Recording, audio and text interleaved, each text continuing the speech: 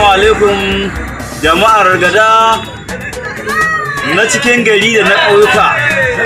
Mu a matsayinmu na ɗan gada mazauna Kaduna masu biyar tafiyar Bashir Usman Gurau muna taya shi murnar da zagayowar wannan lokaci na zaɓe.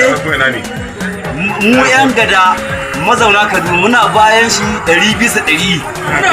Muna fatan Allah ya kawo mu wannan lokaci mu juya mu je gada mu ba shi gudunmuwar mu da matanmu da kannanmu da uwayenmu da kakanninmu.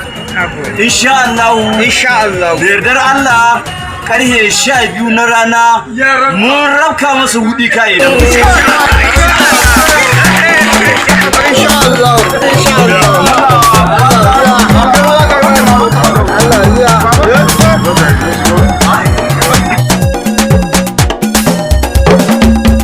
Yan gwaran yan gada